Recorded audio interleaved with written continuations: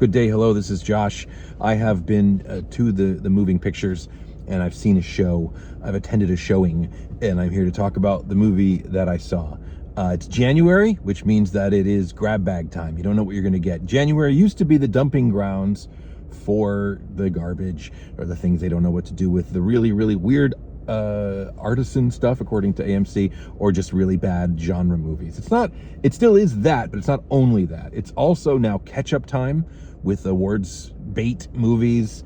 It's re-release time leading up to the awards. And so, and it's also a place where you get some truly interesting gems. It still is kind of a genre dumping ground, but it's no longer like, oh, if it's in January or February, it's garbage. No, we've gotten some really pleasant surprises. Anyway, I'm catching up, though, with a movie from last year, technically, I believe, since it is in awards contention for this season, and that is The Last Showgirl. This is directed by Gia Coppola of the Coppola family of brands, and it stars Pamela Anderson as Shelley, the titular Last Showgirl. And this is an interesting little movie.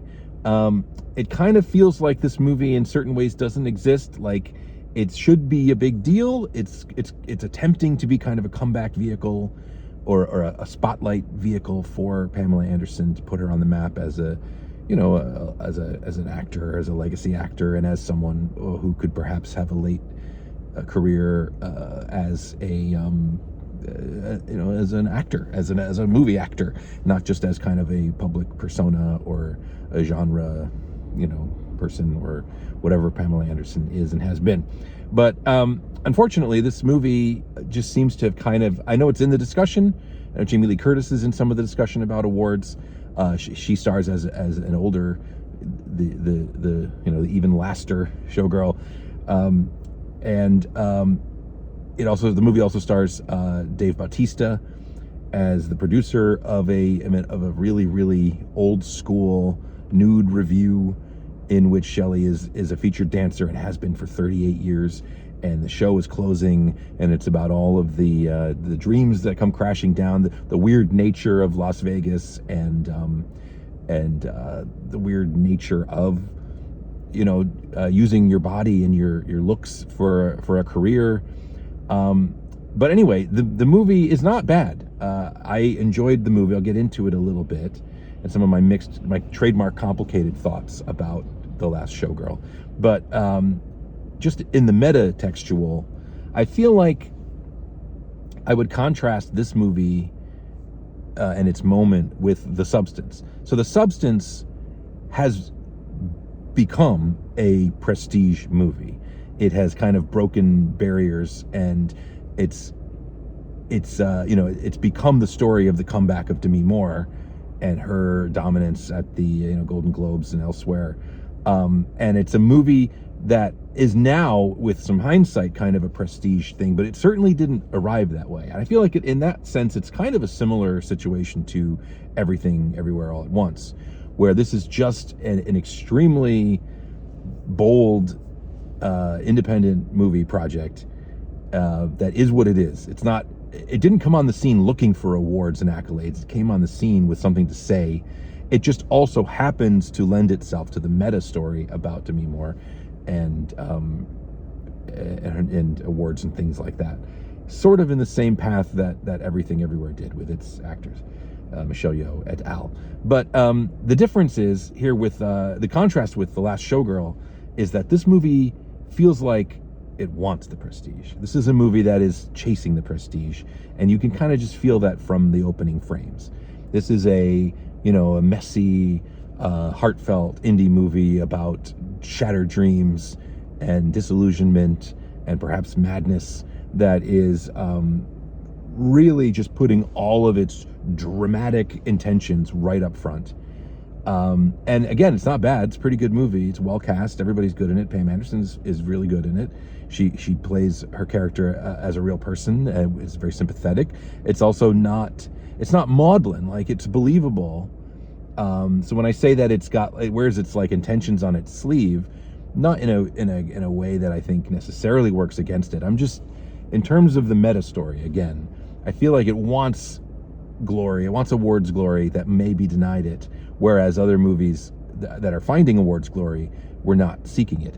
But anyway, to the movie itself, I guess my complicated view is that I was invested. All the actors are great. I just felt like it was a little bit, I haven't been to Vegas. I had never been to Vegas until last year. I took a trip, and I didn't think I'd like it, and I loved it.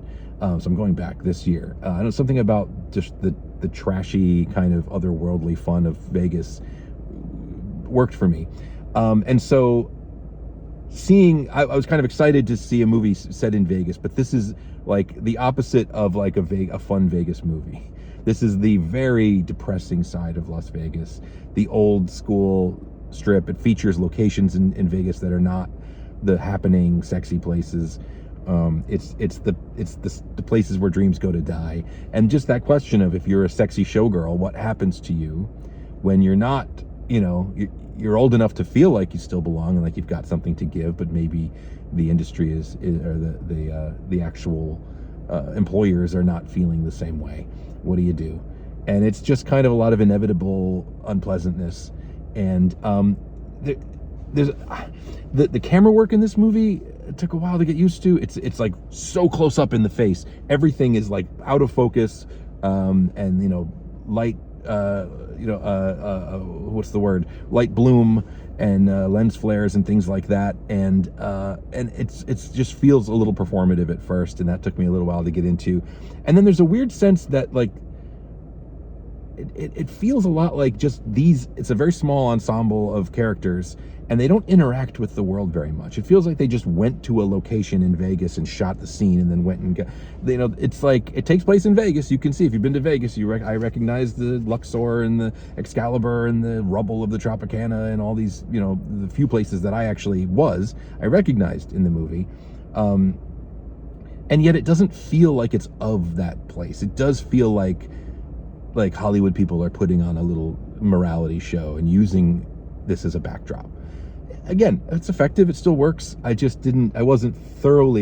was surprised like how little it felt like they were actually inhabiting the places that they were. There are also some creative choices that I won't get into or spoil, but with like what they show and what they don't show, as far as like the performances and experiences of characters.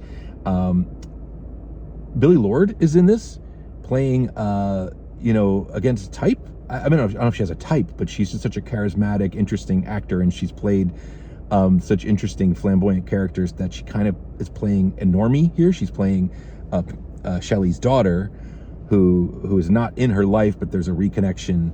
But then there's just such a contrast between them.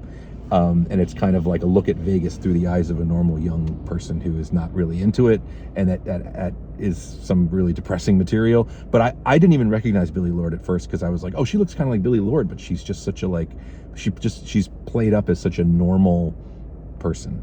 I don't know. I feel like that's a euphemism, but I just mean like a basic person. And Billie Lourd does not come across as a basic person, so that's a compliment to her. But there is also a surprise Coppola family cameo in the movie, which I won't spoil as well, which, like most things in this movie, is not very fun.